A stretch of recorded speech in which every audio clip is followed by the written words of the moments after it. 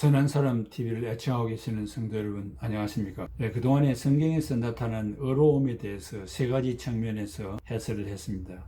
그 하나는 사회의 정의, 의로움의 정의, 교회의 정의. 이제는 현대 교회와 이 사회에 거짓이 난무하기 때문에 왜 거짓이 난무한가에 대한 거짓의 진실에 대해서 한번 말씀드려 보겠습니다. 거짓의 진실은 멸망과 죽음밖에 없습니다. 그래서 십계명의 출애굽기 20장 16절에 네 이웃에 대하여 거짓 증거하지 말라고 했습니다. 에덴 동산에서 진리를 말하며 살았을 때는 하나님과의 관계와 아담 하와 부부의 관계, 이웃의 관계가 아주 정상적이었습니다.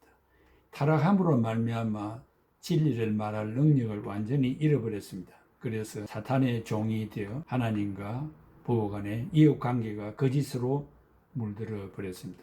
그래서 예수 그리스도께서 이 땅에 오셔서 사탄의 권세에서 우리를 자유하게 하여 주심으로 말미암아 진리를 말하고 살아가는 축복을 받았습니다. 그리스도 안에서 진리를 말한다는 것보다 더 큰 축복이 어디에 있겠습니까? 그러나 아직도 부패 타락한 품성을 가지고 살아가는 저희들이기 때문에 거짓이 없는 완벽한 삶을 살 수는 없습니다.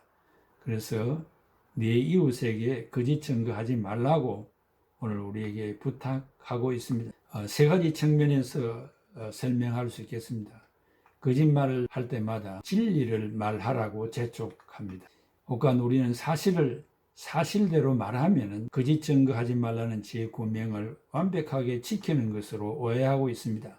그러나 그 이상의 뜻이 있다는 것을 알아야 됩니다.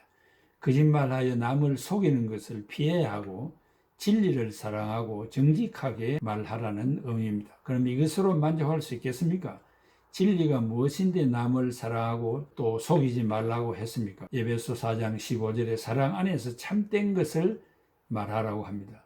즉 진리 안에서 행하는 것인데 하나님이 진리시기 때문에 하나님과 교제하면서 생활하라는 뜻입니다. 요한복음 17장 17절에 아버지의 말씀은 진리입니다. 에덴 동산에서 거짓의 죄가 침투해서 에덴의 행복을 파괴했지 않습니까?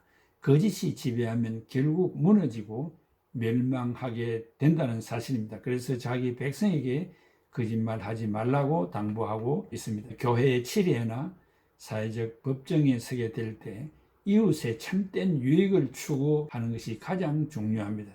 나의 증언으로 원고 피고가 무죄를 받든지 아니면 정죄를 받든지 그것이 문제가 아니고 공의가 나타나도록 해야 한다고 했습니다. 공의가 무엇입니까? 거짓 증거는 이웃에게 공의가 없는 말을 하는 것입니다. 오히려 손해를 보게 하는 것이 아니겠습니까? 공의의 증언은 사실 그 이상의 것인데 원고 피고가 진실과 진리의 세계로 돌아오도록 하라는 것입니다. 그래서 원고가 피고를, 피고가 원고를 서로 이해하면서 내 감정이나 내 유익을 다 포기하고 형제를 더 사랑하는 측면에서 증언해야 된다는 것입니다. 두 번째는 거짓 증거는 거짓은 죄와 관계가 되어 있다는 것을 항상 기억해야 됩니다. 내가 거짓을 말하면은 죄다, 이 사탄의 역사다 라고 하는 것을 기억해야 됩니다. 거짓이 판을 치는 세상이 아닙니까? 특별히 공직자들이 공금이 유통되는 사건과 노력 없이 일확천금을 손에 쥘 수 있는 그런 기회가 포착되었을 때, 또 그러한 사람이 나를 유혹할 때 거짓말을 많이 하게 되는 것 같습니다. 민주주의는 거짓을 싫어하고 공산주의는 거짓을 좋아합니다. 그래서 거짓말을 계속하면 그게 참말이 되고 진실이 되는 것입니다. 거짓은 남을 속이는 것이며 사실을 왜곡하는 것입니다. 정직하고 도덕성을 요구하는 위치에 있는 사람일수록 더더욱 타락하고 더럽고 부정직한 이유가 있는 것입니다. 그것은 바로 거짓으로 오늘 이 위치까지 올라왔기 때문입니다. 거짓과 부정직으로 앞으로 더 높은 자리에 올라가고자 하는 욕심 때문에 그렇습니다. 이 거짓과 부정직은 배우는 것이 아니라 타고나는 것입니다.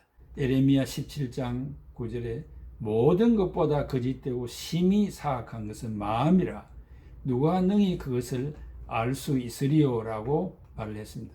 교육과 훈련과 규율과 법으로도 거짓을 중단시킬 수가 없습니다. 거짓말은 인격에서 나오는 것입니다. 마태복음 15장 19절에 이는 마음에서 나오는 것은 악한 생각, 살인, 간음, 음행, 도둑질, 거짓 증거, 신성, 모독이기 때문이니라고 했습니다. 본래 인간의 마음은 마귀의 홈그라운드인 것입니다. 예수 그리스도의 피와 말씀으로 씻기지 않는 마음은 거짓으로 만들어진 논밭과 같습니다. 잡초가 무성히 자라는 밭을 보십시오. 금방 낯으로 칼로 그것을 베어도 돌아서면 자라나는 것입니다. 바탕이 거짓이기 때문에 말만 하면 거짓입니다. 일상이 거짓말입니다. 자나 깨나 거짓말을 어떻게 할 것인가 연구하는 것입니다. 왜 그렇습니까? 그 마음에 거짓밖에 없기 때문에 그렇고 사탄이 자리를 잡고 있기 때문에 그렇습니다. 성경은 말합니다. 마귀는 거짓말쟁이요 거짓의 아비라고 말했기 때문에 그렇습니다. 성경에도 거짓말한 사람이 많습니다. 아브라함은 자기 아내를 누이라고 속였습니다. 그 아들 이삭도 역시 부전자전으로 자기 아내를 누이라고 거짓말했습니다. 야곱은 형을 속이고 아버지를 속였습니다. 야곱의 외삼촌 라반은 야곱을 속여서 노동력을 갈취하려고 했습니다. 라반의 딸 라헬은 자기 아버지를 속였습니다. 야곱의 아들들은 야곱을 속였습니다. 이들은 시기심 때문에 거짓말을 했습니다. 어떤 사람은 자신의 이익 때문에 거짓말합니다. 게하시는 탐욕 때문에 거짓말을 했습니다. 보디발의 아내는 요셉에 대한 질투와 분노로 거짓 증거를 했습니다. 어떤 사람은 사람이 두려워서 거짓말을 합니다. 성경을 읽다 보면 온통 속이고 속는 거짓말들의 연속적인 글들을 읽어볼 수 있습니다. 이것이 인간의 연약함이요 본성임을 성경이 우리에게 교훈하는 것입니다.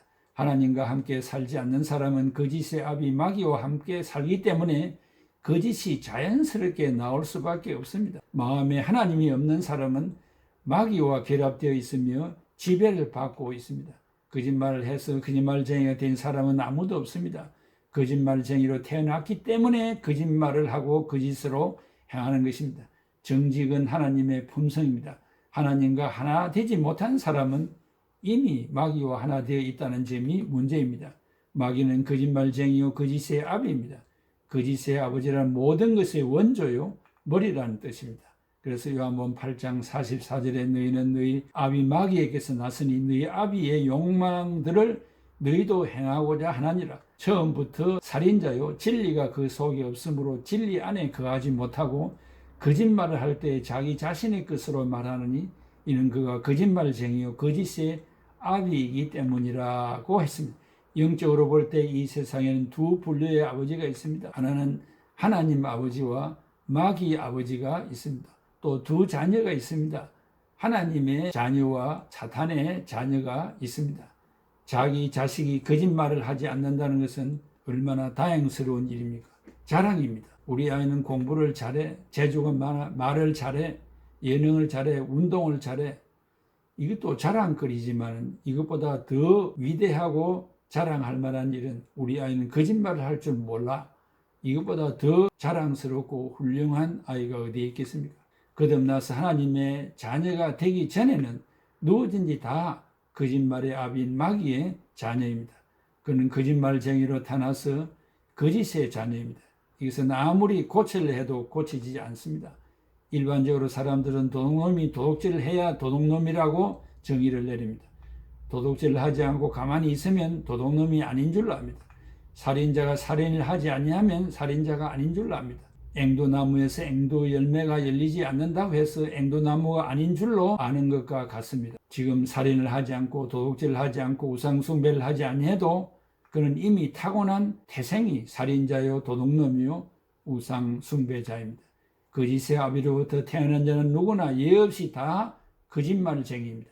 현상이 나타나지 않는 것은 그런 순간이 포착되지 아니했기 때문입니다. 언젠가는 그런 기회가 오면 나타날 것입니다. 예레미야 17장 9절에 모든 것보다 거짓되고 심히 사악한 것은 마음이라 누가 능히 그것을 알 수 있으리요 라고 했습니다. 로마서 3장 4절에 결코 그럴 수 없느니라.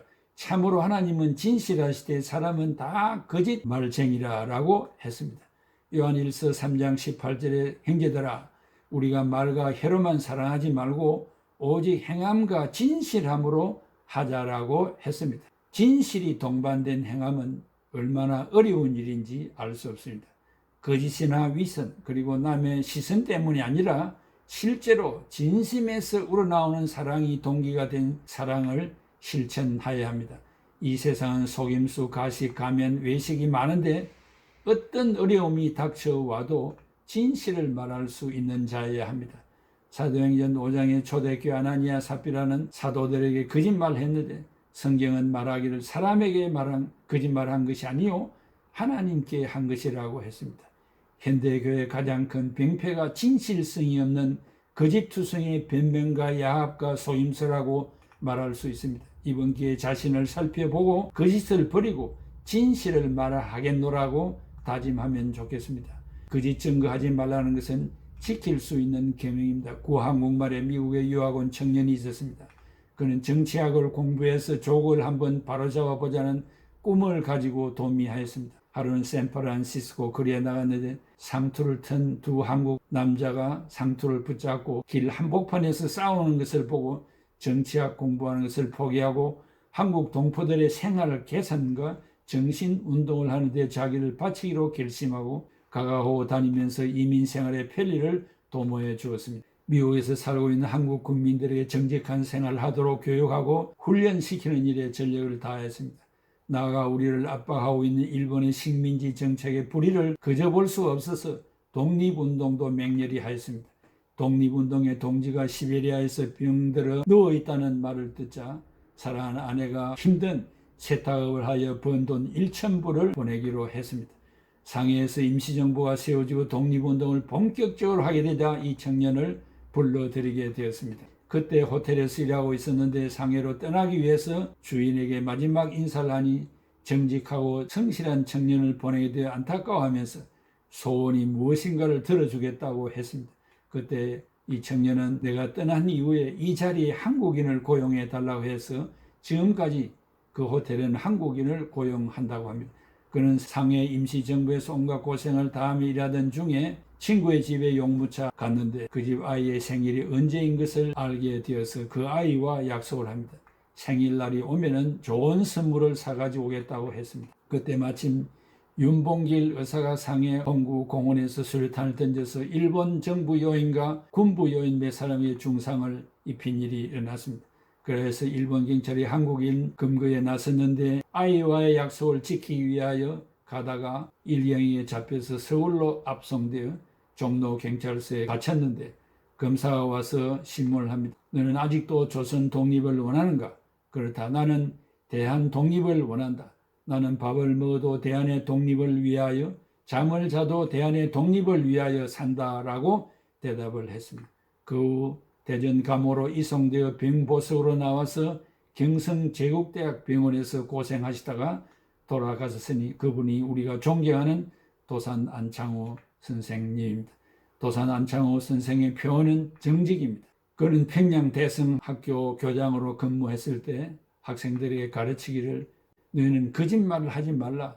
죽어도 거짓말 하지 말라. 꿈에라도 거짓말을 하지 말라. 그는 자기가 가르친 대로 거짓 없는 의로운 생활을 했을 뿐만 아니라 일본 제국이 한국인을 짓밟는 것을 볼 수 없어서 불의와 싸웠습니다. 우리는 선배들의 투철한 진실을 알면서도 이웃과의 관계에서 진실하지 못하고 나아가 하나님을 향한 기도 내용까지도 하나님을 속이고 있습니다. 거짓과 세속으로 살아온 사람들과 화인 맞은 양심을 가진 자들은 항상 거짓이 입에 달려 있습니다. 공직자들이 뇌물수수 사건으로 입건되면 항상 그런 일 행한 일이 없다고 거짓말을 해놓고 처리합니다. 결국 정죄를 받아 투옥되는 것을 한두 번 목격한 것이 아니지 않습니까? 교회도 거짓이 난무합니다. 지도자를 믿을 수 없다고 말합니다. 여기 가면 이 말, 저기 가면 저 말 종잡을 수가 없다고 말합니다. 성도들이 사회생활을 하면서 진실하지 못합니다. 손님을 속이고 세금을 속이는 일을 해서는 안 되지 않습니까? 그래서 비난을 받아 거룩한 교회를 욕되게 만들고 있습니다. 사랑하는 성도 여러분, 오늘 우리는 지금까지의 삶이 거짓이 없는 진실한 삶이었습니까? 우리 스스로를 반성하고 진실을 말하라고 성경이 강요하는 것이 무엇인가를 이해하고 거짓을 떨쳐버리는 좋은 기회가 되길 바라고, 이번 한 주간도 우리 한평생도 거짓 없는 진실한 여러분들이 되기를 바랍니다. 우리 찬송가 한 장을 듣겠습니다. 감사합니다.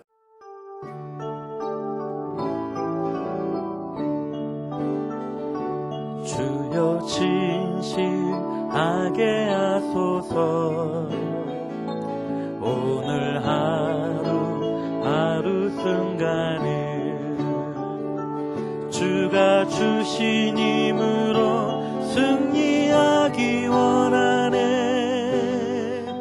주여 나를 진실하게 하소서. 주여 기도하게 하소서. 오늘 하루 순간을 주가 주신 힘으로 승리하기 원하네. 주여 나를 기도하게 하소서. 주여 정직하게 하소서. 오늘 하루 순간을 주가 주신 힘으로 승리하기 원하네. 주여 나를 정직하게 하소서. 주여 전도하게 하소서. 오늘 하루 순간을 주가 주신 힘으로 승리하기 원하네. 주여 나를 전도하게 하소서.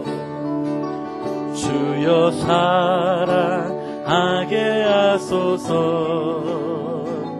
오늘 하루 순간을 주가 주신 힘으로 승리하기 원하네. 주여 나를 사랑하게